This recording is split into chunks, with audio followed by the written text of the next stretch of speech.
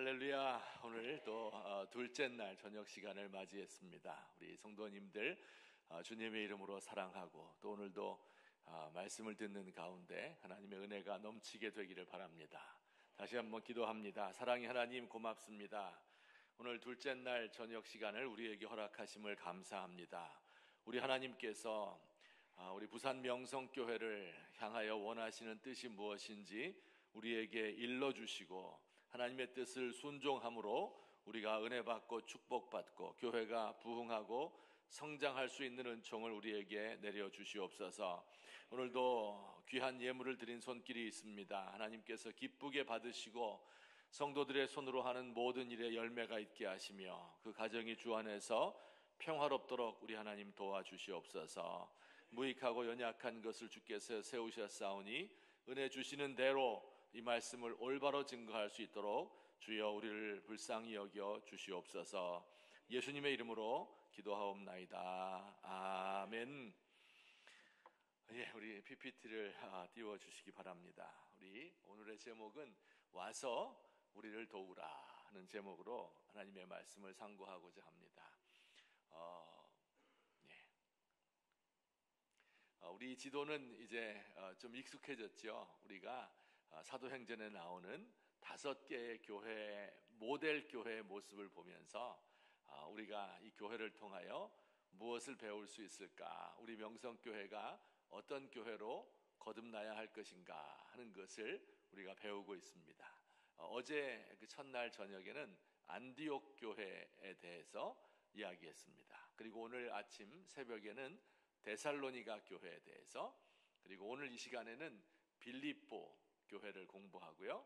내일 새벽에는 고린도 교회, 내일 마지막 날은 에베소 교회, 이렇게 5개의 중요한 교회들을 공부하도록 하겠습니다.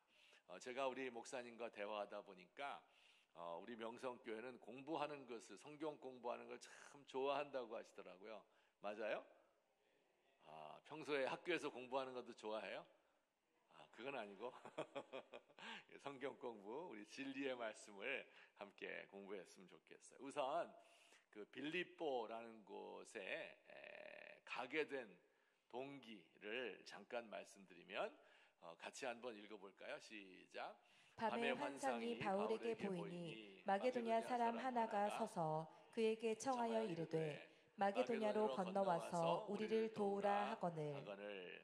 사도 바울 선생님이 원래 이 터키 지역에서 지금 에베소라고 되어 있는 그 북쪽 부분, 거기에서 복음을 전하고 있었는데 하루는 꿈을 꾸었대요. 환상 가운데서 마게도냐 사람 하나가 건너와서 우리를 도와달라, 이런 꿈을 꾸었답니다. 그래서 그 꿈을 이렇게 그림으로 묘사했죠. 마게도냐로 건너와서 우리를 도와주세요 하는 이 환상을 보고 그 해협을 건너서 이제 유럽 지방으로 가게 됩니다. 그때 이제 처음으로 만난 성이 바로 빌립보인데, 저렇게 바다를 건너서 빌립보를 향해서 갔습니다. 빌립보는 어떤 도시인가 하는 것을 좀 생각을 해봐야 되겠는데요. 우선 한번 성경 구절 읽어봅시다. 빌립보에 대한 소개예요. 시작. 거기서 빌립보에 이르니 이는 마게도냐 지경 첫 성이요 또 로마의 식민지라, 이렇게 되어 있죠. 빌립보라는 도시에 대해서 설명하기를 성경에서 마게도냐 지경 첫 성이요 이렇게 되어 있어요. 여기 첫 성이라고 하는 말은 첫 번째 만난 성, 그런 뜻이 아니고 수도, 그런 뜻입니다. 마게도냐 지역에서 제일 큰 도시요, 그런 뜻이죠. 그 다음에 로마의 식민지라, 이렇게 되어 있어요. 식민지 무슨 뜻인지 아시죠? 우리가 일제의 식민지다 이러면 그거 좋은 뜻이에요? 안 좋은 뜻이에요? 아주 안 좋은 뜻이죠. 그런데 당시에 로마의 식민지 이렇게 말하면 그것은 아주 좋은 뜻입니다. 그러니까 로마 사람들이 여러 나라들을, 여러 도시들을 정복하고 그 도시들마다 지위를 다르게 만들었어요. 그래서 어떤 도시는 아주 노예와 같은 도시로 세금만 내고 억압하는 도시가 있었는가 하면, 어떤 도시는 그 지위를 높여주어서, 그래서 그곳에 사는 많은 사람에게 로마의 시민권을 주고 그리고 로마 사람과 동등하게 대우를 하는 그런 도시들이 있었어요. 로마 제국에게 좀 공헌을 한 도시들에 대해서 그런 특혜를 주었는데 그들을 가리켜서 로마의 식민지다 이렇게 불렀습니다. 그러니까 빌립보는 마게도니아 지역에서 제일 큰 성이고, 마게도니아는 지금의 이제 그리스 북쪽에 있는 지역인데요. 거기서 이제 제일 큰 성이고, 그 다음에 로마 사람들의 특혜를 받은 로마의 식민 도시였습니다. 자, 좀 더 살펴보면 이 지도를 보시면 이제 이 빌립보라는 도시, 빌립보라는 저 오른쪽 위에 왼쪽 위에 보면 그 구석에 동그라미 친 곳이 빌립보이거든요. 근데 이 빌립보라는 도시는 그 지명이 빌립이라는 이름에서부터 나왔어요. 필립이라는 이름인데요. 이것은 마게도니아 제국, 대제국을 세운 알렉산더 대왕의 아버지의 이름이 필립이었습니다. 알렉산더 대왕은 혹시 기억하시죠? 저 오른쪽에 있는 동상의 위쪽에 있는 사람이 필립이고요. 그의 아들 알렉산더 3세, 알렉산더 대제 이렇게 말합니다. 전 세계에서 땅을 제일 많이 정복한 사람 한 사람이 바로 알렉산더예요. 알렉산더 대왕. 그가 나이 32살에 죽었습니다. 그러니까 10대 때부터 전쟁을 하기 시작해서 처음엔 아주 적은 나라였어요. 저 빌립보라는 도시, 이 작은 마게도니아 지역에서 시작을 했는데요. 여기 이 지도에 있는 밝게 표시된 면, 그러니까 이집트의 북부, 그리고 지금의 이란, 이라크 지역, 또 저 동쪽까지 인도 북부 지역까지 엄청난 대제국을 형성한 사람이 바로 알렉산더 대왕이었습니다. 그가 대제국을 이루고요, 가는 곳마다 도시들을 정복하고 이름을 주었는데 알렉산더 대왕의 이름을 딴 도시들이 있어요. 뭘까요? 알렉산드리아라는 도시들이 전 세계에 몇 개가 있습니다. 이건 알렉산더 대왕이 자기 이름을 딴 도시들이에요. 아버지의 이름을 딴 도시들도 있어요. 빌립보라는 도시예요. 그래서 마게도니아 지역의 첫 성 빌립보도 그렇고, 또 가이사랴 빌립보라는 이스라엘에도 빌립보라는 도시가 또 있었습니다. 그것도 역시 아버지의 이름을 딴 도시였어요.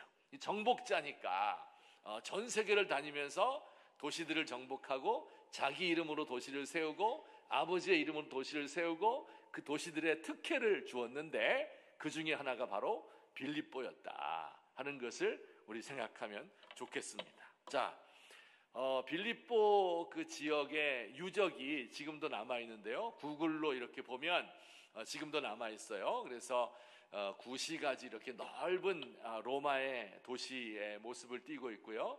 그 유적에 보면 야외 극장이 이렇게 있는데 한 5만 명 정도 수용할 수 있는 엄청난 극장이에요. 근데 로마 시대의 문명이 얼마나 발달했는지 저 정도 넓이가 되는 곳이라면, 잘 보세요. 지금 우리가 여기 한 500명 정도 7, 800명 들어갈 수 있는 곳인데 만약에 마이크가 없어요. 그러면 저 뒤에까지 제 소리가 잘 들릴 것 같아요? 어렵죠? 그래서 마이크를 이렇게 다 설치해 놨잖아요. 이 당시에 마이크 있었을까요? 없었을까요? 2000년 전에 마이크 기술이 없어요. 전기가 없어요. 그러면 저 5만 명 사람 어떻게 저 무대에서 공연을 하면 연극 공연도 하고 오페라, 노래 공연도 하고 이렇게 할 텐데 어떻게 저 뒤에까지 들리겠어요? 신기하죠? 들려요. 이 기술이에요, 기술. 건축음향 기술. 5만 명이 모였는데 여기서 말하는 게 저 끝에까지 들린다고요. 이게 이 로마의 문명이에요. 엄청난 문명입니다. 그 오른쪽에 있는 그림은요, 상상해 보세요. 뭘 것 같아요? 이렇게 삥 둘러서 수로가 파여져 있습니다. 그리고 자세히 보면 칸이 막혀 있는 그 칸막이가 떨어져 나갔어요. 뭘 것 같아요? 화장실. 맞아요. 42개의 칸을 가진 공중 화장실입니다. 그런데 그 파여진 대로 물이 흐르고 있어요. 수세식 화장실, 비데. 그 당시에 벌써 있었어요. 이 로마의 문명, 발달된 그 도시, 그 유적이 지금도 저렇게 빌립보 도시에 남아있는 것을 볼 수가 있습니다. 자, 그런데 요거 잠깐 있다 하고 좀 생각을 해봅시다. 그러니까 여기까지. 빌립보라는 도시는 어떤 도시였다고요? 마게도냐 지역의 수도와 같은 도시다. 여기서부터 시작해서 온 세계를 정복을 했는데, 빌립보라는 그 이름은 알렉산더 대왕의 아버지의 이름을 따서 지었고요.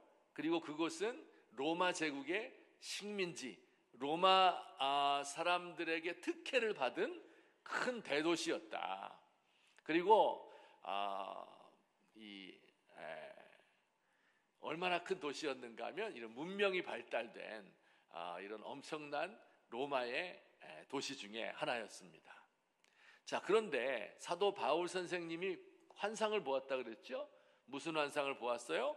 마게도냐 사람이 와서 우리를 도와주세요. 이런 환상을 보았습니다. 자, 여기서 이런 질문이 드는 거예요. 사도 바울 선생님이 과연 이 빌립보에 가서 무엇을 도와줄 수 있었을까 하는 질문이에요. 사도 바울 선생님은 공부를 굉장히 많이 한 사람은 아니었어요. 물론 당시에 공부 많이 했지만, 그러나 그 세계적인 최고의 석학은 아니었습니다. 그렇다고 사도 바울 선생님이 돈이 많은 것도 아니었어요. 돈 없었어요. 자기가 일해서 벌어서 이걸로 그 선교비를 충당할 정도였어요. 돈이 없었습니다. 그러면 정치적인 기술이 뛰어났습니까? 권력이 있었어요? 위대한 가문의 후손이에요? 그럼 얼굴이라도 잘생겼나요? 그런 거 아니에요. 사도 바울 선생님 키가 크지도 않고요. 그 다음에 이 코가 매부리 코였다 그래요. 그리고 머리가 벗겨졌다고 합니다. 여러분, 머리 벗겨진 사람, 사도 바울 선생님 닮아서 저도 이렇게 됐어요. 이 하나님께서 착하다고 머리를 자꾸 쓰다듬어줘서 이렇게 된 거예요. 그러니까 사도 바울 선생님이 이렇게 내놓을 만한 게 있는 게 아니에요. 화려한 겉모습이 없어요. 그럼 도대체 무엇을 도울 수 있을까?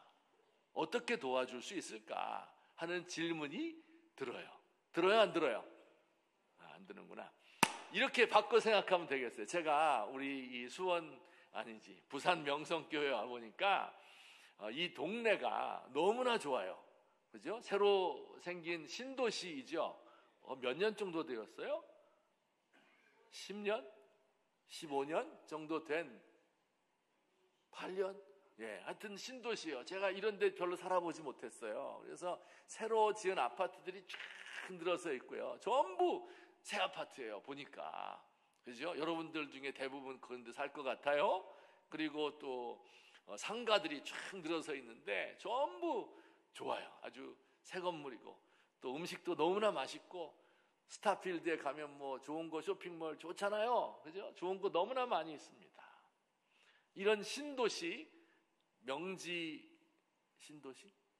명지동? 명지국제신도시, 게다가. 그래. 감사합니다. 명지국제신도시인데, 이 한가운데 우리 부산 명성교회가 있는 거예요? 그러면, 부산 명성교회가 우리 명지국제신도시를 무엇인가 도울 수 있어야 되겠죠? 그러기 위해서 우리 교회가 존재하는데, 우리 교회가 뭘로 도울 수 있겠어요? 무엇으로? 어떻게 하면 도움이 되겠습니까? 여기서 우리가 사람들 돈 많이 벌게 해줄 수 있겠어요? 애들 공부 잘 시켜줄 수 있겠습니까? 여기 우리 교회 애들 공부 잘 시켜서 서울대학 보내고 부산대학 보내고 이렇게 할 수 있겠어요? 어떻게 도와줄 수 있단 말이에요? 이런 질문입니다. 좀 더 넓게는 대한민국이 21세기에 선진국 대열에 딱 들어섰잖아요. 그렇죠? 잘 살게 되고 문명이 발달하고 K-팝, K-컬처가 전 세계를 지배하고 있는 좋은 나라가 선진국이 되었습니다. 한국 교회가 있어요. 그렇죠? 한국 교회가 대한민국을 도울 수 있어요, 없어요? 성경에 따르면 도울 수 있어야 되는데 무엇으로 도울 수 있을까요? 하는 질문입니다. 자, 질문을 이해하셨죠? 사도 바울 선생님 같이 초라하고 못생기고 돈 없고 그리고 학식도 부족한, 권력이 있거나 명예가 있거나 위대한 가문이거나 이런 것도 아닌 유대인에 불과한 그가 어떻게 이 문명 도시 빌립보를 도울 수 있겠는가 하는 답을 찾게 되면, 우리 한국의 교회가, 남들이 무시하고 멸시하는 교회가 대한민국을 도울 수 있는 그런 교회가 되는 거죠. 알았죠? 그 답을 찾게 되면 우리 부산 명성교회가 명지 국제도시를 어떻게 도울 수 있겠는가 하는 것을 발견할 수 있겠습니다. 그래서 오늘 설교 말씀을 여러분이 잘 들으시고 답을 찾을 수 있기를 바랍니다. 자, 우리 다음으로 좀 생각해 볼 것은 같이 읽어볼까요? 시작.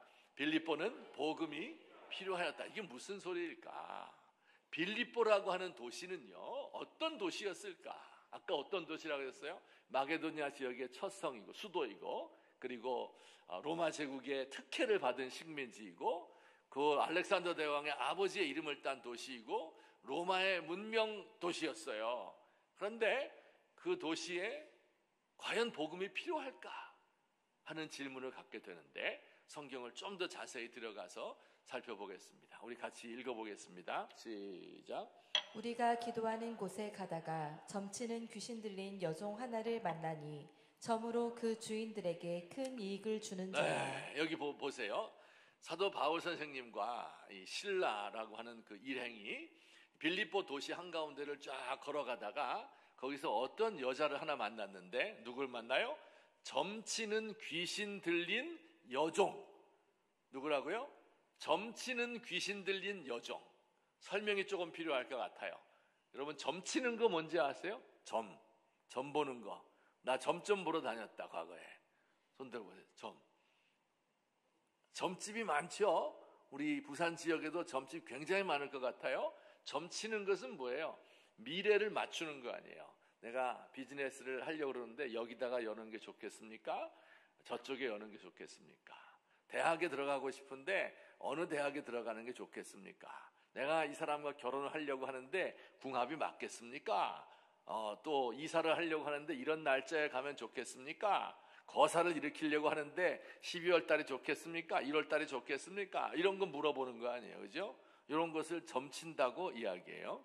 근데 점치는 사람의 두 종류가 있어요. 하나는 공부해서 점치는 사람이 있습니다. 눈치를 딱 때려가지고 이 사람 오니까 너 남편 바람 피우지? 뭐 이렇게 딱 맞추는 사람이 있죠. 요것은 관상을 보고 그냥 통계에 의해서 이 점치는 사람이고요. 진짜 점치는 사람은 아기보살, 선녀보살 뭐 이런 거 있죠. 신내림 받은 거예요. 그죠? 귀신에 들려서 귀신의 힘에 의해서 그 사람의 과거를 맞추고 그리고 미래를 예언해주는 이런 사람, 이 사람을 점치는 귀신 들린 여자예요. 아시겠죠? 그 여종 하나를 만났습니다. 근데 여기 재밌는 표현이 그 여종을 만났는데 점으로 그 주인들에게 큰 이익을 주는 자라 이렇게 되어 있죠. 여기 주인들 복수형으로 되어 있습니다. 자, 이게 약간 이상하죠. 한 주인이 여러 노예를 거느릴 수가 있겠죠. 한 주인에게 여러 노예들이 있다 이렇게 말을 할 수 있어도 한 노예에게 주인이 여럿이다, 이것은 드문 현상이죠. 어째서 이런 일이 발생했을까요, 여러분? 이 점치는 이 여종이 점을 너무 잘 맞추는 거예요. 그러니까 돈을 너무 많이 버는 겁니다. 원래는 그 주인이 하나밖에 없었겠죠. 한 사람이 이 여종을 데리고 있었는데 돈을 너무 잘 버니까 이 주인이 돈이 필요했던 거예요. 큰 돈이. 그래서 지분을 파는 거죠. 1억 줄 테니까 30%, 1억 줄 테니까 20%, 이런 식으로 지분을 다 팔아서 주인이 여러 명인, 종 하나의 주인이 여럿인 주식회사 같은 여종, 점치는 여자였던 것입니다. 여기서 우리가 엿볼 수 있는 것이 있어요. 빌립보 사람들은 점치는 것을 좋아했다 하는 것을 알 수 있겠죠. 여러분 혹시 점 보러 다니신 분들 점을 왜 봅니까? 여러분 점 치는 사람 왜 점 쳐요? 두 가지 이유가 있어요. 하나는 두려움 때문에, 미래가 어떻게 될지 모르는 두려움, 그렇죠? 또 하나는 욕망, 이걸 내 갖고 싶은데 가질 수 있겠는가 하는 것을 추구하는 마음에서 두려움과 욕망, 이 두 가지가 딱 결합이 되어요. 그래서 귀신의 힘을 빌려서, 초월적인 초자연적인 힘을 빌려서 내가 그 확신을 갖게 되면 두려움을 극복할 수 있고 내 욕망을 채울 수 있다. 이래서 점을 치는 겁니다. 모든 사람은 다 그런 마음으로 점을 치는 거예요. 그 사회가 안정된 사회라면 미래를 내다보는 게 어렵지 않습니다. 내가 여기 투자하면 돈을 벌 수 있겠구나. 내가 공부 열심히 하면 이런 학교를 들어갈 수 있겠구나. 안정된 사회에서는 점을 볼 필요가 없어요. 그런데 그 사회가 불안정하고 요동치고 어떻게 될지 모르는 이런 어두운 미래를 바라보며 사는 사람들은 그게 두려운 거지요. 그래서 점을 치는 것입니다. 이해되십니까? 여러분, 우리나라에, 대한민국에 점집, 점치는 사람, 역술인 몇 명 정도 될 것 같아요? 제가 KBS TV 방송국 보다가 깜짝 놀랐습니다. 역술인, 점치는 사람, 명리학 하는 사람 50만 명이래요, 대한민국에. 여러분, 대한민국에 목사님 몇 명인 줄 알아요? 20만 명도 안 돼요. 좀 반성해야 되겠어요. 더 많은 목사님이 나와도 될 것 같아요. 요즘에 여러분 TV 보게 되면 막 정치 권력과 점치는 게 막 연결되어 있는 거 볼 수가 있죠. 그죠? 그래서 어떻게 대명천지에 이런 일이 일어날 수가 있는가? 우리 이렇게 생각을 하는데 옛날부터 있었습니다. 옛날부터. 어디 출마하려면요, 아버지 이장부터 해요. 똑똑한 사람들, 서울대학 나오고 법관하고 뭐 막 이런 사람들이 다 가서 점치고 날짜 받고 이렇게 하는 거예요. 이장하고 택일하고 이런 일 하는 거예요. 왜 그럴까요? 두려우니까. 욕망은 있는데 이걸 취하고 싶은데 어떻게 할 수 있을까? 그 사회가 불안정하고 어지러울 때 이게 더 유행을 하게 되는 거예요. 그러니까 빌립보라고 하는 도시는 겉보기에는 이렇게 화려한 문명이 발달해 있었지만 그 도시의 한꺼풀 그 안으로 들어가 보면 엄청나게 불안한 세상이었다 하는 것을 우리가 알 수 있습니다. 점치는 귀신 들린 여종이 있는, 그 주인들이 여럿이 있는 그런 세상이었습니다. 두 번째, 또 성경 읽겠습니다. 시작.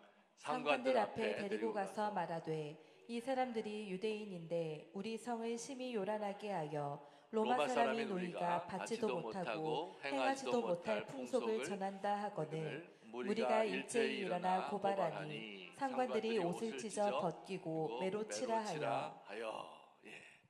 이건 무슨 얘기인가 하면 사도 바울 선생님이 제가 좀 이따 더 자세히 설명할 텐데요. 그 여자, 귀신 들린 여자, 점치는 여자의 귀신을 쫓아내 주었어요. 그러니까 귀신의 힘을 빌려서 아기보살의 힘을 빌려서 점을 쳐줬는데 그 귀신을 쫓아냈다고요. 그러니까 점을 칠 수 없게 됐어요. 그러니까 그 주인들이 황당하겠죠. 내가 너에게 투자한 돈이 얼만데 점을 못 치게 되었나 해가지고 너무 화가 나가지고 사도 바울과 그의 일행을 데리고 재판관한테 간 거예요. 이렇게 고소했어요. 이 사람들이 유대인인데 우리 로마 사람들이 받지도 못하고 알지도 못하는 풍속을 행한다. 그 풍속이 뭐예요? 그 로마 사람들이 행하는 풍속은 점치는 풍속이고 사도 바울은 점치는 사람을 쫓아내주는 미신타파하는 건데 이것 때문에 우리가 손해를 봤다. 이렇게 해서 그를 고소했습니다. 그러니까 그 고소를 받은 재판관이 재판을 제대로 하지 않았어요. 정식으로 재판을 해야 되잖아요. 그렇게 안 했습니다. 그리고 유대인, 외국인이라 하는 말을 듣고 그를 데려다가 매우 쳐라 해서 그를 옷을 찢어 벗기고 매를 때리고 감옥에 가두었어요. 그 감옥이 지금도 저렇게 남아있어요. 빌립보의 감옥터 저런 조만한 지하 감방 속에 사도 바울과 그의 일행을 가두어 버렸습니다. 여러분, 이게 얼마나 불의한 사회였던가 하는 것을 볼 수 있어요. 외국인, 나그네, 우리와 풍습이 다르다 해서 그들을 이 재판을 정식으로 하지도 않고 매우 쳐서 감옥에 가두는 것이죠. 정식으로 재판하지 않은 사법제도가 무너진 거예요. 돈이 있으면 있는 죄도 다 덮어주고 돈이 없으면 억울하게 만드는 거죠. 여러분, 이것이 빌립보 사회였습니다.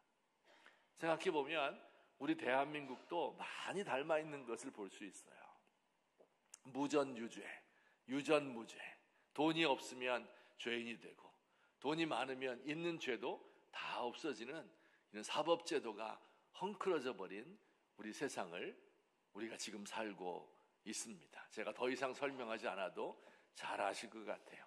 그래서 너무 억울한 사람이 많은 거죠. 억울하게 매맞고 감옥에 갇힌 사람이 많은 그런 빌립보라는 도시였습니다.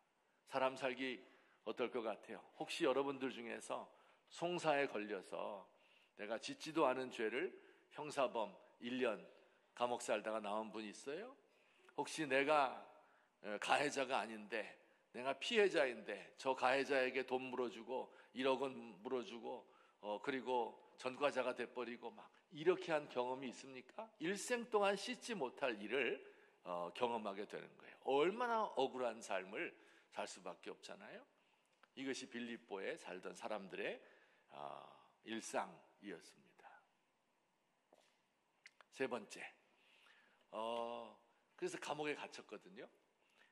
그런데 사도 바울과 실라가 감옥 속에서 뭐 했어요? 기도하고 찬송했잖아요. 그때 하나님께서 그 옥터, 아까 허름하게 지었잖아요. 이게 막 지진이 일어나는 거예요. 그리고 그를 묶었던 이런 것들이 다 풀어지게 되었습니다. 그러니까 간수가, 그 감옥을 지키던 간수가 이 죄수들이 도망가겠구나 하는 생각에 어떻게 했어요? 우리 성경 같이 읽어보겠습니다. 시작. 간수가 자다가 옥문들이 열린 것을 보고 죄수들이 도망한 줄 생각하고 칼을 빼어 자결하려 하거늘. 네, 이것도 또 아주 극단적인 일이죠. 간수가 졸다가 졸 수 있죠. 감옥이 다 자니까 자기도 잠잤어요. 그런데 막 지진이 일어나고 감옥 문이 열리고 죄수들의 수갑이 착고가 풀리고 하는 이런 모습을 그가 보고 나서 잠결에, 그리고 갑자기 칼을 빼서 자기를 죽으려고 해요. 이게 죽을 일입니까 지금? 지진이 나서 이거 어떻게 내가 감당할 수 있는 게 아니잖아요, 그죠? 근데 왜 자기가 자결을 해야 돼요? 아마 이렇게 생각했을 거예요. 원래 이 간수는 좋은 직업이 아니에요. 뭐 지금도 우리나라에 이제 그 공무원 중에서 교도관, 사실은 이제 좋은 직업이긴 한데 실제 교도관 하는 분들은 아주 힘들 것 같아요. 왜냐하면 죄 지은 사람 감옥에 갇혀 있고 그들을 지켜야 되잖아요. 그러니까 같이 그들도 감옥에 있는 것 같은 느낌일 것 같아요. 그래서 죄수들이 전부 거짓말하고 뭐 폭력적이고 이런 걸 또 다스려야 되니까 그 얼마나 힘든 직업이에요. 아주 낮은 직급의 사람이에요. 그래서 이 사람이 원래부터 사는 게 별로 재미가 없었던 거예요. 그런데 죄수들이 도망가 버리면 자기가 그 벌을 또 받아야 되잖아요. 아유, 이런 거 너무너무 힘들다. 이러니 차라리 죽어버리는 게 낫겠다 하고 해서 스스로 목숨을 끊으려고 합니다.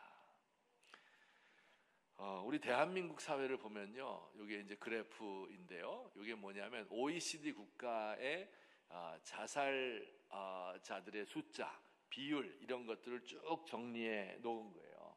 여기 보시면 그리스가 있죠. 맨 끝에 그리스예요. 그리스 사람들 절대 죽지 않아요. 웬만해서는 안 죽습니다. 아주 낙관적인 사람이에요. 여기 간수는 그리스 사람이었는데 이제 자결하려고 했는데 1년에 이제 10만 명당 3.9명이 목숨을 끊는다. 맨 이쪽에는 어느 나라가 있을까요? 요 맨 끝에 여기 파란 거. 이게 대한민국이에요. 10만 명당 24.1명. 요거 열심히 노력해가지고 이렇게 됐어요.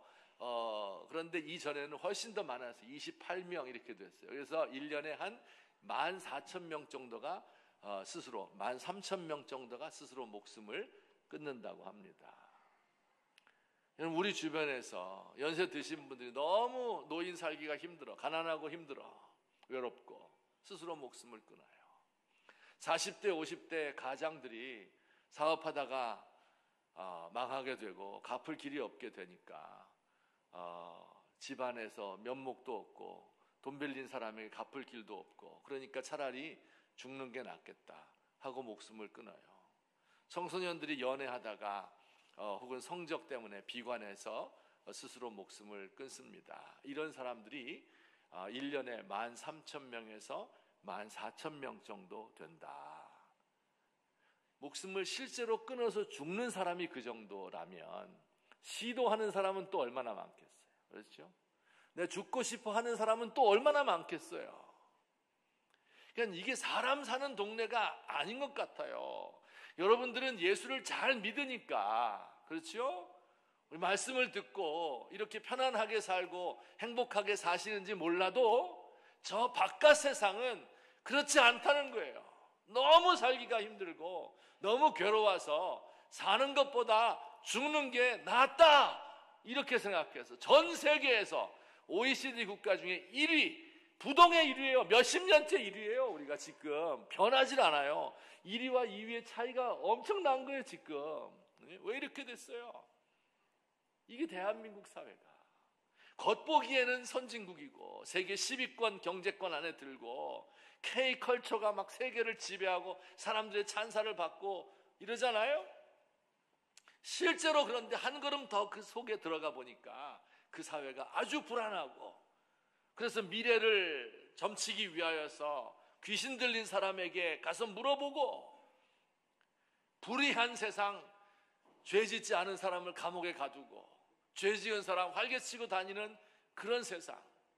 그러니까 너무 살기 힘들어서 죽는 게 낫겠다, 이런 생각을 가진 사람들이 많이 있다. 어디에? 우리 대한민국에, 우리 명지 국제도시에 이런 사람들이 많이 있는 거예요. 겉보기와는 다른 겁니다.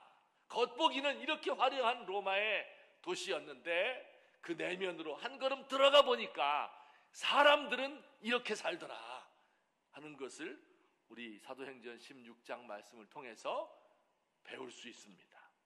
그래서 빌립보는 도움이 필요한 사람들이었던 거예요. 이해되시겠어요? 도움이 필요하다. 우리 대한민국은 도움이 필요한 곳이다.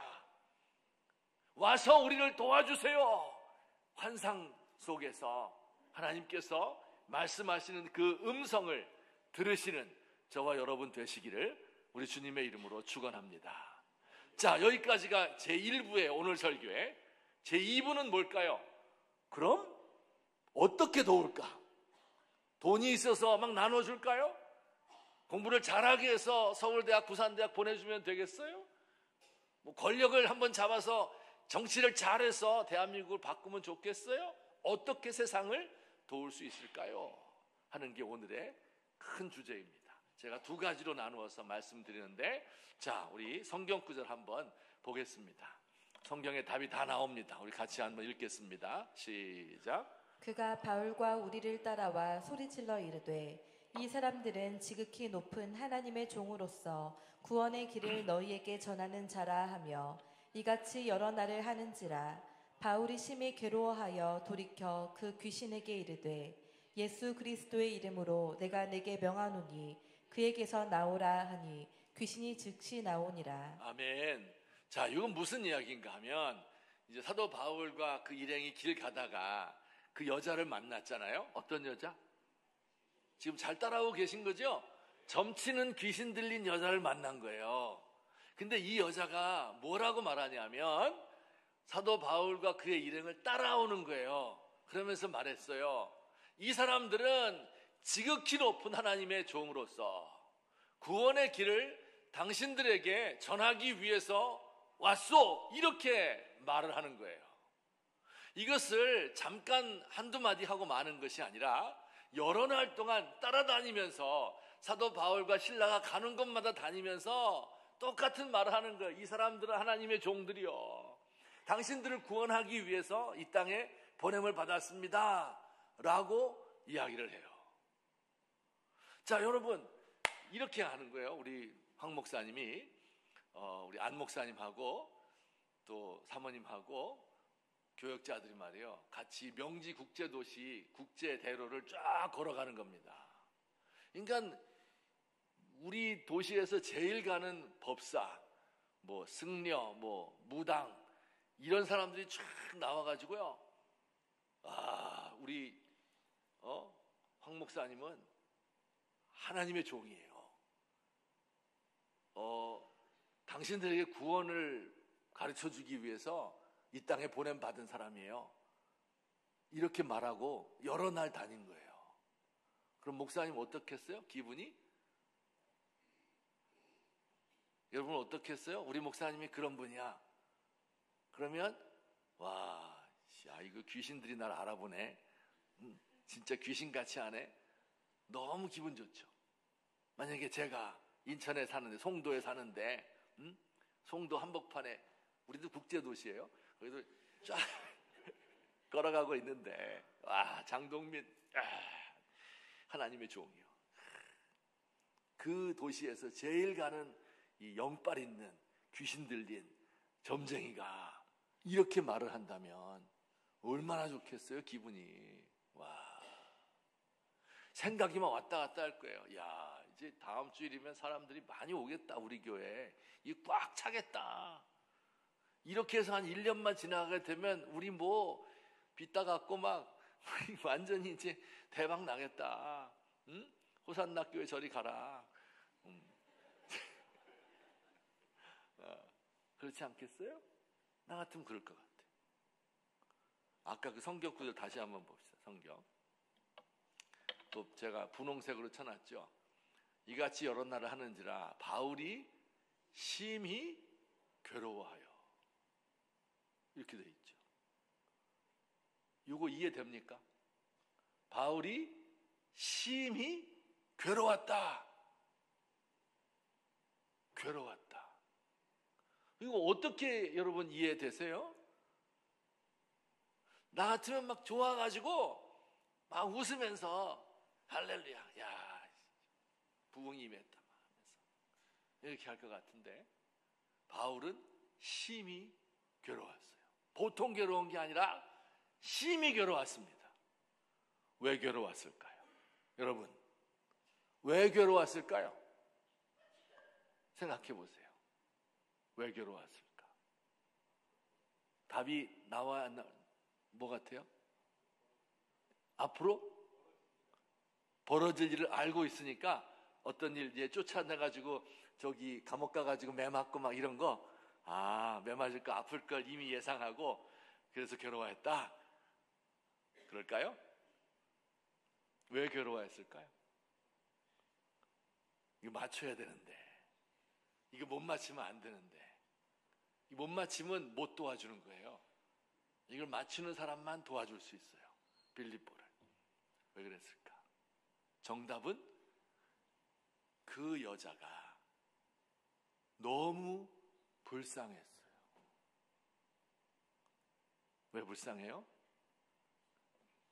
주인들에 시달리고 있잖아요. 이 주인이 와서 여기서 점쳐, 저 주인이 저기서 점쳐. 그의 육신은 주인들에게 매여 있어요.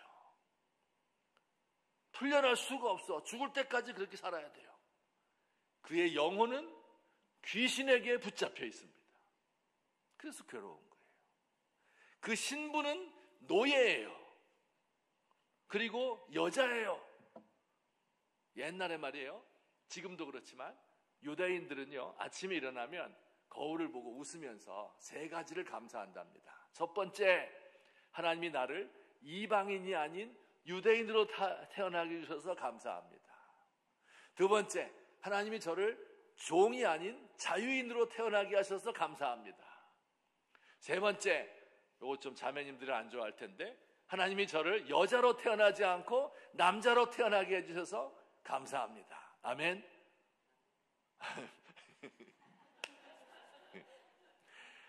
이 여자는요, 어떤 여자예요? 유대인이 아닌 이방인. 그렇죠? 자유인이 아닌 노예. 남자가 아닌 여자. 가장 약한 사람이에요. 게다가 귀신에 사로잡혀서, 주인들도 여러 명인데 귀신에 사로잡혀서 귀신이 이리 가라 하면 저리 가고 이렇게 살아가는 이 불행한 인생이에요. 사도 바울 선생님이 그의 영혼을 들여다본 거예요. 얼마나 한심하고 얼마나 고통스러운 삶을 살고 있을까. 그 불쌍한 마음이 들어서 그 마음이 힘이 괴로운 겁니다. 그래서 어떻게 해주었어요? 귀신을 쫓아내 준 겁니다. 여러분, 이게 사람을 돕는 길이에요. 할렐루야. 빌립보 도시에 어떤 사람도 이렇게 사람을 대하는 사람은 없었어요. 이전에. 이 여자가 귀신 들린 사람이야. 점 잘 쳐. 그럼 어떻게 해야 돼요? 그를 이용해서 미래를 내다봐야 돼요. 사람을 전부 이용하는 사람들이었습니다. 돈 잘 벌어. 돈을 투자하자. 주인들이 여러 명이 있었습니다. 이 여자가 어떻게 살든 말든 그것은 관계하지 않아요. 자기의 이익을 따라서 살아가는 게 그 도시의 사람들의 삶이었는데, 사도 바울 선생님이 이곳에 와서 최초로 이 여자를 불쌍히 여기는 사람이 되었다. 그의 영혼을 소중히 여겼는데, 그 영혼은 어떤 영혼이에요? 이방인의 영혼, 여인의 영혼, 노비의 영혼, 남들은 정말 아무것도 아닌 것으로 취급하는 이 사람을 사랑하는 그 마음, 불쌍히 여기는 마음을 가지고 있었다. 그 영혼 사랑하는 마음, 사람을 돈으로 취급하지 않고 사람을 도구로 생각하지 않고 하나님이 주신 귀한 영혼으로 생각하는 거죠. 이게 사람을 돕는 겁니다. 하나님께서 저와 여러분의 각 사람에게 믿든 믿지 않든 영적인 존재예요. 모든 사람들은 하나님의 성령이 그와 교통하고 있습니다. 하나님의 성령이 내 안에서 일하고 있고 저 자매에게도 일하고 계신 거예요. 그래서 우리가 영적으로 서로 교통하고 교제하는 거예요. 근데 그 삶이 너무 곤고하고 힘든 것을 보게 되면 내 영혼도 함께 고통을 느끼게 되는 것, 이것이 진짜 공감 능력이죠. 이게 바로 하나님을 믿는 사람들에게만 주신 하나님의 놀라운 은혜입니다. 이걸로 사람을 도울 수 있는 것임을 믿으시기를 주의 이름으로 축원합니다. 그래도 아쉽죠? 아쉽죠? 조금 더 있었더라면, 귀신 안 쫓아내 주었더라면, 이렇게 한 달만 쫓아다니면서 하나님의 종이요, 구원의 길을 주는 사람이요, 이렇게 한 뒤에 쫓아내 주었으면 얼마나 좋았을까. 그럼 사람들이 막 더 모여들었을 텐데, 그런 생각이 드십니까? 아쉽죠? 며칠 만에 귀신 쫓아내 주어서 많은 사람이 알지 못하고, 이 여자는 잘 믿었을 거예요. 그렇죠? 그의 가족들, 주변에 있는 사람은 잘 믿었겠죠? 그렇지만 그 복음이 빌립보에 전체적으로 확산되는 일은 일어나지 않았어요. 정말로 아쉽습니까? 여러분, 그런데 이게 하나님의 방법이에요. 하나님께서는요, 많은 사람들을 막 끌어모으고 막 헌신되지도 않고 진짜 믿지도 않는 사람들을 막 끌어모으는 방식을 원하지 않아요. 그건 세상 사람들이 추구하는 방식입니다. 하나님께서는 한 사람의 영혼을 소중하게 여기고 그의 영혼을 변화시키고, 그래서 그 안에서 진짜 사랑이 무엇인지를 알게 되고, 이것이 조금씩 확산되는 거, 이걸 원하시는 거예요. 그 변화된 사람들이 몇 사람이 교회를 세웠어요. 그 중에 한 사람이 이 귀신 들렸다 나은 여종일 거고, 또 한 사람 누구일까요? 아까 죽으려고 하던 그 간수, 그도 최초의 빌립보 교인이었겠죠? 그 다음에 이제 우리가 읽지 않았지만 루디아라는 여인도 있었고, 요 몇 사람이 빌립보 교회 최초의 성도였습니다. 그들은 비록 소수이지만 진짜 하나님을 믿는 게 무엇인지를 분명히 아는 사람이었고, 자기들 안에서 신분을 초월한 영혼 사랑, 이것을 가지고 있었고 사도 바울 선생님과 깊은 교제를 나누고 있었어요. 그 사도 바울 선생님이 그 빌립보 사람들을 위해서 그들을 깊이 생각하며 그 영혼을 사랑하면서 쓴 편지가 빌립보서입니다. 여러분 빌립보서 성경 읽으셨어요? 너무 소중한 하나님의 말씀입니다. 그 빌립보서 말씀을 통해서 그 이후로 인류 역사에 엄청난 일을 주님께서 이루셔서 예수 믿는 모든 사람들이 빌립보서를 통해서 은혜를 체험하고 빌립보서에 있는 하나님의 말씀으로 그들의 삶이 변화된 거예요.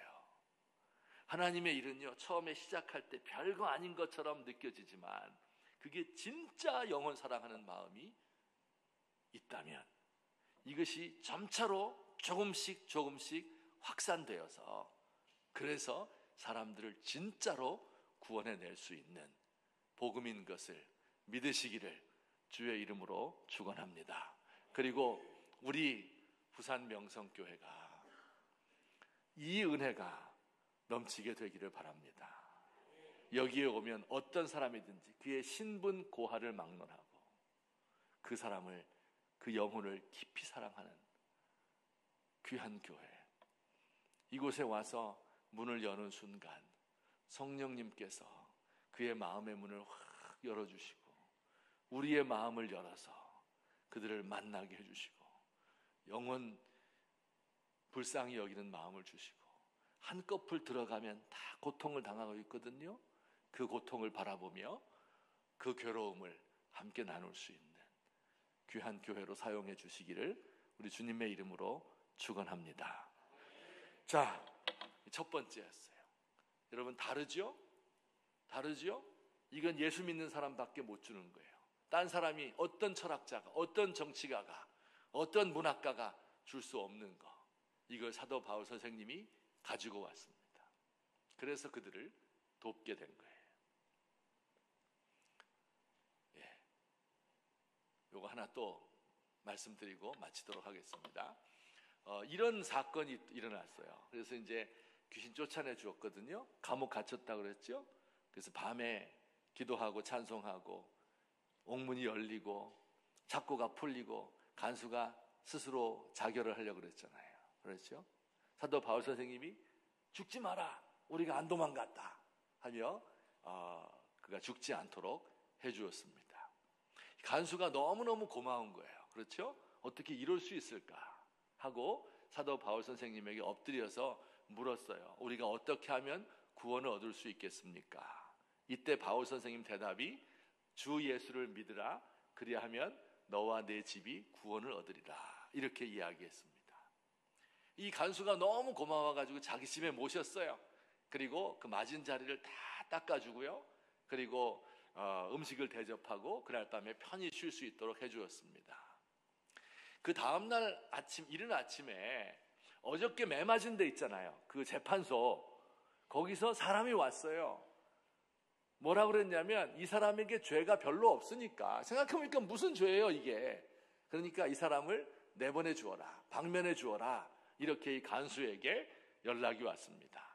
그래서 간수가 너무 좋아가지고 이제 사도 바울 선생님 무죄 방면 가셔도 된답니다, 이렇게 말하니까 바울이 말했어요. 우리 성경 구절 다 같이 읽겠습니다. 시작. 바울이 이르되 로마 사람인 우리를 죄도 정하지 아니하고 공중 앞에서 때리고 옥에 가두었다가 이제는 가만히 내보내고자 하느냐? 아니라 그들이 친히 와서 우리를 데리고 나가야 하리라 한데. 네, 무슨 얘기인가 하면 말했어요. 로마 사람인 우리를.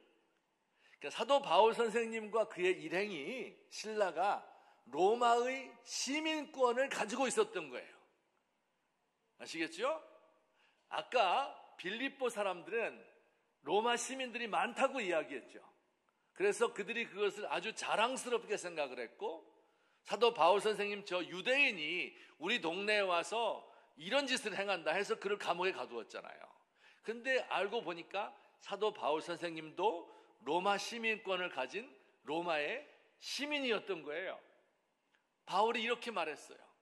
내가 로마 시민인데 로마 시민들은 함부로 때리면 안 되거든요. 재판을 반드시 해야 되거든요. 함부로 감옥에 가두면 안 되거든요. 옷을 벗기면 더 안 되거든. 로마 시민을 모욕했으니까. 그렇죠? 오늘날 만약에 지금은 이제 대한민국 시민권도 되게 좋아졌지만 미국 사람이 한국에 와서 이런 일을 당한다고 생각해봐요. 그럼 미국 대사관에서 가만히 있겠어요? 한국을 절대 가만 안 놔두죠. 그렇죠? 그런 것처럼 로마 시민인 우리를 이렇게 대우했다. 가만 안 놔두겠다. 그 상관들이 와서 나를 데리고 나가야 돼. 이렇게 이야기를 하죠. 그 이야기를 들은 그 상관들이 벌벌 떨면서, 왜냐하면 사형감이거든 이것은. 사도 바울에게 와서 미안합니다, 절을 하고 그리고 제발 나가주십시오, 이렇게 잘 대접해 주었다 하는 것이 이 빌립보에서 있었던 그 마지막 장면입니다. 자, 여기서 이제 질문이 생긴 거예요. 잘 들어보세요. 사도 바울 선생님이 어저께 매 맞았잖아요. 그렇죠? 근데 매 맞기 전에 내가 로마의 시민이요 라고 말을 했으면 그를 때릴 수 있어요, 없어요? 때릴 수 없죠. 매 맞는 게 뭐 이렇게 곤장 한두 대 맞는 정도가 아니에요. 살이 터져나가고 피가 튀고 뼈가 드러나는 거예요. 반신불수되어 잘못하면 엄청난 매입니다. 이게 태형이라고 하는 거예요. 태형. 이걸 받은 거예요. 질문이 뭐냐면 매 맞기 전에 로마 시민인 것을 보여주었으면, 오른쪽에 있는 그 판 저게 로마 시민권이에요. 그 당시에 이렇게, 지금은 여권 이렇게 조그마한 갖고 다니지만 그 당시 이렇게 크게 해서 이 사람이 이런 공적을 세우고 어느 가문에 태어나고 이런 걸 쫙 써가지고 이래서 로마 시민이다 하는 거 하고 황제 도장이 빵 찍혀 있는 거예요. 로마 시민권입니다. 동판에. 그렇죠? 이걸 보여주었으면 매 안 맞았을 텐데 왜 매 다 맞고 감옥 갇히고 모욕 당하고 그리고 나서 아침에서야 이걸 보여주었을까요? 하는 게 질문입니다. 왜 그랬을까요? 쉽지 않죠? 왜 그랬을까요? 어떤 분은 말해요. 아유, 그것은 이 사람들 코를 납작하게 해주려고. 그렇죠? 근데 코를 납작하게 해주려고 생각하면 매 맞는 게 너무 아파요. 그리고 이 일이 이제 있었잖아요. 이렇게 내가 로마 시민인데 매 맞았잖아요. 이때로부터 한 5년쯤 뒤에 또 비슷한 일이 생겨요. 예루살렘에서 또 사도 바울을 때리려고 합니다. 이때 꺼내요. 나 로마 시민인데. 그래서 매 안 맞습니다. 그러니까 사람들의 코를 납작하게 해주려고 했다. 이것은 잘 안 돼요. 왜냐하면 다음번에는 그렇게 안 했거든요. 그리고 지금도 매 맞는 건 너무나 아프기 때문에 그렇게는 할 수가 없어요. 그럼 왜 미리 로마 시민인 것을 말하지 않았을까 하는 질문입니다.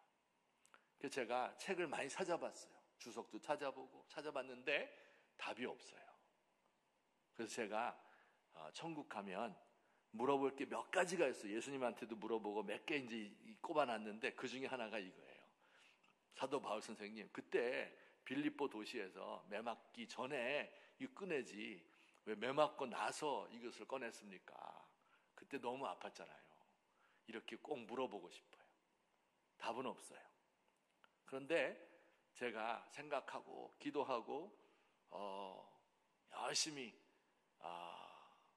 이제 묵상하다가 답을 얻었는데 그 답을 알려드릴까요?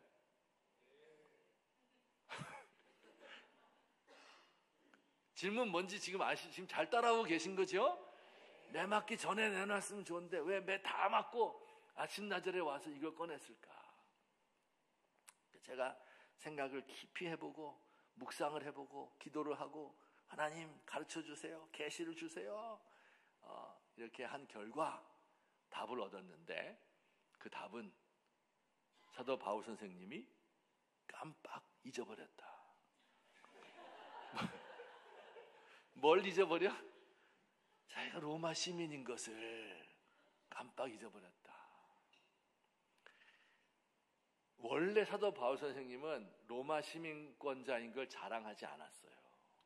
좋아하지 않았어요, 자기가 시민인 것을. 왜? 로마 사회가 어떤 세상이라는 걸 알았거든요. 그걸 극복하는 게 자기의 일이라고 생각했거든. 그걸 정복해야 된다. 이 노예제도 폐지돼야 된다. 응? 사람 차별하고 이렇게 막 아무나 잡아 가두고 정복하고 죽이고 막 이런 나라잖아요. 이게 안 좋아했어요. 이거 하나님 나라와 전혀 관계가 없어요. 그래서 자기 로마 시민권을 가지고 있잖아요. 이거를 자랑한 적은 한 번도 없습니다. 내가 로마 시민이다 한 것을 자랑한 적이 없어요. 그래서 그가 로마 시민권을 그냥 가지고 다녔겠죠. 배낭에 저 밑바닥에 쑤셔놨겠죠. 이제 매를 맞고 잊어버리고 있다가 밤에 기도하는데, 기도하다 보면 생각나죠, 여러분. 뭔가가 기도하다가 막 기도하다 보니까 나 로마 시민인데 괜히 맞았다.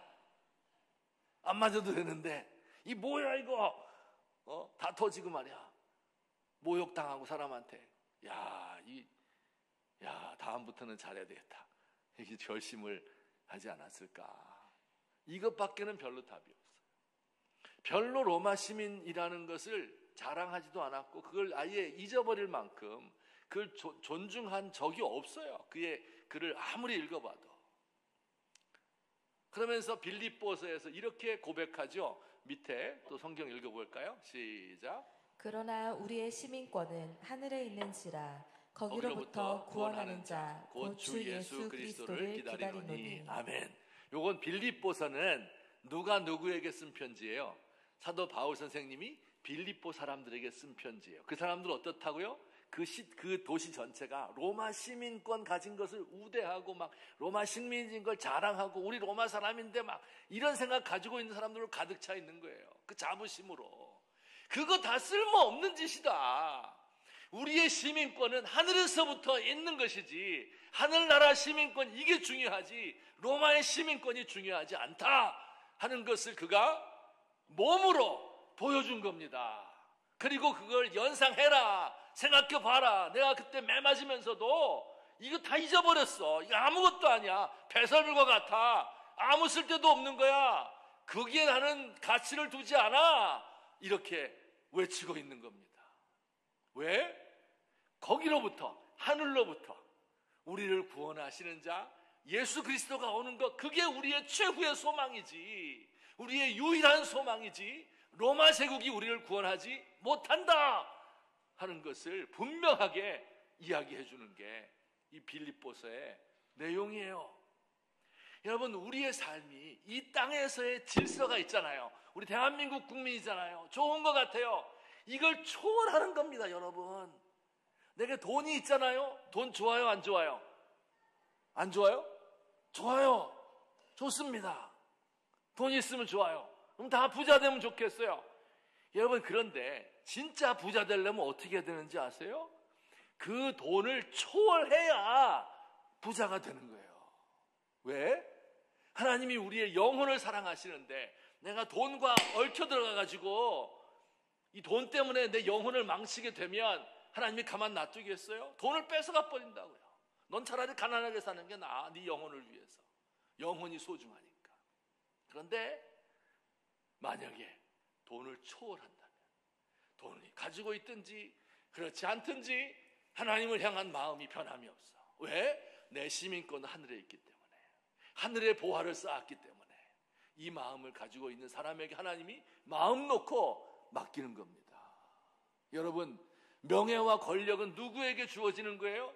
그 권력을 가지고 잘못 휘둘러서 자기와 다른 사람을 망하게 만드는 거 이거 아니에요. 여러분 그 권력을 초월할 때 내 손으로 주무를 수 있는 겁니다. 그럴 때 이걸 가지고 사람들을 이롭게 만드는 거예요. 내 명예 여기에 휩싸여 내가 잘 보여야지 이런 사람을 하나님이 그에게 명예를 주면 그걸 같이 끌어안고 같이 죽게 돼 있습니다. 그러니 허락하지 않아요. 우리 사랑하는 성도님들, 우리가 세상에 줄 수 있는 게 뭐가 있겠어요? 이 세상의 것들을 초월하는 믿음, 이걸 가진 사람이 세상을 도울 수 있는 겁니다. 나나 너나 똑같은데 뭘 도와요? 뭘 도와? 똑같은 생각하고 있는데 뭘 도울 수 있습니까? 세속적인 마음, 여기에 매달려 있으면 도울 수가 없습니다. 제가 재미난 얘기 하나 해드리고 마치도록 하겠습니다. 요건 뭐냐면, 혹시 태국 가보신 분 있어요? 태국? 여행 안 가요? 해외요? 가보셨죠? 3박 5일 태국 여행 가죠. 가면은 코끼리 쇼 보셨어요? 코끼리가요, 이 태국 사람들에게 너무너무 신성한 존재이고 돈을 벌어주고요, 그리고 아주 그 고귀한 존재예요. 그런데 코끼리 중에서 여기 보이죠? 흰 코끼리. 흰 코끼리는 신성한 동물이에요. 네, 신이 만들었어요. 너무 신성한 숭배의 대상이에요. 저희 보는 것처럼. 그런데 왕이 말이에요. 태국의 왕이 어떤 자기의 정적을 죽이고 싶다, 망하게 하고 싶다. 그럼 어떻게 하는 줄 아세요? 저 흰 코끼리를 이 사람에게 하사하는 거예요. 그러면 이 사람이 흰 코끼리를 받았어. 흰 코끼리는 신성한 동물이에요. 게다가 왕이 나에게 하사를 했어요. 그럼 어떻게 해야 돼요? 모셔야죠. 모셔야 돼. 먹을 거를 매일 줘야 될 거 아니에요. 숲속을 다니면서 혼자 따먹게 할 수는 없잖아요. 그걸 다 먹이를 갖다가 먹여줘야 되잖아요. 코끼리가 먹는 음식 양이 하루에 300kg이에요. 300kg. 여러분, 그 엄청난 양을 코끼리가 먹어요. 매일매일 그거를 줘야 되는 겁니다. 깨끗한 물을 마시게 해야 되겠죠. 그 다음에 운동시켜줘야 돼요. 스트레스 받으면 안 되니까. 그렇죠? 옷 깨끗하게 입혀줘야죠. 목욕시켜줘야죠. 물이 뭐 엄청나게 들어가고, 노예들이 저렇게 매달려서, 사람이 매달려서 코끼리를 돌볼 수밖에 없습니다. 잠잘 때 잘 자라고 자장가 불러줘야 되고, 코끼리를 돌봐야 돼요. 이것을 몇 년 하다 보면 이 정적은 말이에요, 가지고 있는 재산을 다 탕진해버리고, 그리고 결국은 망하게 된다. 그래서 왕이 이 사람을 죽게 만들 때 흰 코끼리를 하사한다고 합니다. 여러분, 마귀가요, 우리를 망하게 하고 싶어. 그럼 어떻게 하면 좋을까요? 그 사람에게 좋은 걸 자꾸 주는 거예요. 어떤 사람은 공부 잘하잖아요. 서울대학교 나왔잖아요. 그거 가지고 먹고 사는 거예요. 그걸 신성시하는 거예요. 그걸 우상시하는 거예요. 그걸 가지고 자랑하는 거예요. 그러다가 그것과 함께 죽는 겁니다. 어떤 사람에게는 돈을 많이 주거든요. 그러면 그 사람에게 돈이 나의 전부가 되는 거예요. 그걸 위해서 내 일생을 다 바치는 거예요. 돈 가진 사람은 어떻게 해요? 그 돈을 어떻게 하면 더 늘릴 수 있을까? 불릴 수 있을까? 손해보지 않을까? 어디다 투자해야 될까? 잠을 못 자요. 네. 이러다가 영혼을 망치게 되는 겁니다. 제가 한 번은요, 돈이 생겼어요. 꽤 많이. 얼마냐고 묻지 마세요. 시험 들어요. 네, 많이 생겼습니다. 그래서 제가 그 전에는요, 고민이 없는 사람이에요. 근데 돈이 생기니까 고민도 따라 생겼습니다. 이것을 은행에 넣어 놓으려고 하니까 은행 이자가 너무 싸. 그렇죠? 그래서 세월이 지나가면 돈이 줄어들 것 같아. 그거 어떻게 해야 될까? 고민을 많이 했어요. 주식을 사면 좋겠다. 근데 제가 목사가 뭐 주식에 대해서 아는 게 있어요? 사람들 얘기 들어보니까 주식하다 망한다, 날려먹는다 이래요. 그거 못하겠어요. 펀드 이런 거 안 되겠어. 그래서 어떻게 할까? 어떻게 하면 제일 좋겠어요? 여러분에게 돈이 몇 억 생겼다 그럼 뭐 하면 좋겠어요? 어떻게 하면? 헌금! 할렐루야! 야, 진짜, 그래야 되는데. 그때 건축헌금을 딱 했어야 되는데. 그게 아니라, 부동산. 그죠? 한국은 뭐니 뭐니 해도 부동산이다. 부동산 중에 뭐가 제일 좋냐? 공매 좋다. 그래가지고 경매 물건 나온 거 다 투자를 했죠. 투자하기 전에 기도를 해야 될 거 아니에요. 그렇죠? 그래서 제가 간절히 기도했어요. 하나님, 이거 내가 돈 있는데 이거 어떻게 하면 좋을까요? 간절히 기도했거든요. 그랬더니 하나님께서 저에게 응답을 주셨어요. 뭐라고 주셨을까? 응답. 야, 너 투자하지 마라. 그거 안 해도 먹고 살게 해줄 테니까. 온 세상이 부동산 투자 때문에 투기해서 다 힘들어가고 있는 판에 너까지 거기 껴들 거 뭐 있느냐. 그냥 은행에 넣어놓든지 헌금하든지 걱정하지 마라. 네 미래에 대해서 내가 책임질 테니까. 목사, 네 미래는 내가 책임질 테니까 걱정하지 마라 하는 응답을 받았습니다. 할렐루야. 응답 받았으면 그대로 하면 돼요, 안 돼요? 그대로 해야 되잖아요. 그렇게 했을까요, 안 했을까요? 왜 안 했어요? 어떻게 알았어요? 저랑 비슷한 경험이 있나 보네. 그렇게 안 했어요. 그리고 경매 물건에 투자했습니다. 그게 한 20년 전인데요. 지금까지도 그것 때문에 고통당하고 있어요. 그게 뭐예요? 마귀가 주신 흰 코끼리. 돈 안 줬으면 고통 안 당해요. 돈을 주어서 이걸 불리려다가 이리 고통당하고 저리 고통당하고 이 사람 때문에 괴로워지고 이래서 오늘날까지 아주 힘들게 살고 있다. 이걸 초월을 해야 되는데 그걸 못한 거예요. 너무 안타까워요. 우리 성도님들이 그렇게 하지 않았으면 좋겠어요. 세상 사람들이 볼 때요, 아, 예수 믿는 사람들은 좀 다르다. 아시겠죠?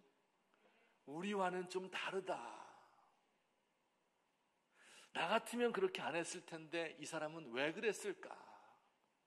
나는 이 로마 시민권을 이렇게 존귀하게 생각하고 이것 때문에 이거 붙들고 이거 자랑하고 있는데 왜 이 사람은 이걸 아무렇지도 않게 생각하고 있을까? 제일 중요한 거는요, 고난을 당한 사람. 돈이 없는데 하나님 믿어서 돈 많이 벌게 되었다. 간증하면 좋죠? 안 좋아요? 좋아요. 근데 더 좋은 것은요, 돈이 많다가 망했는데 하나님을 계속 믿어.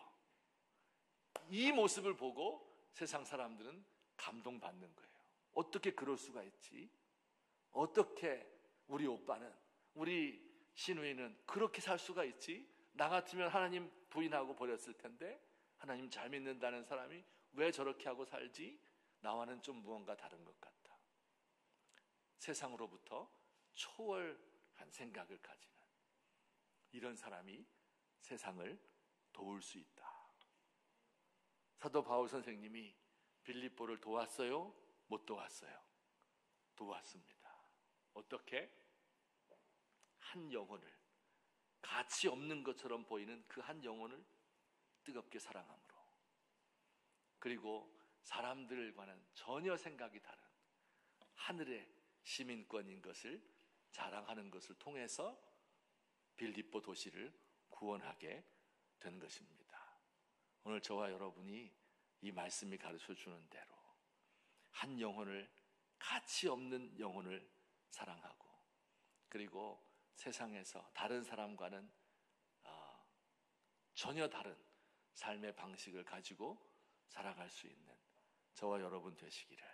그래서 우리 명지 국제 도시에서 예수 믿는 사람 이게 다르구나 하는 것을 보여줄 수 있는 우리가 되기를 예수님의 이름으로 축원합니다. 우리 같이 한번 한 목소리로 합심해서 기도하도록 하겠습니다.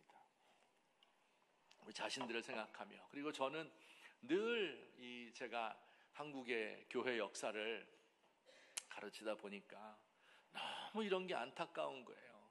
한국 교회가 너무 세속화돼가지고 세상 사람들이 생각하는 것과 똑같은 방식으로 살아가는 겁니다.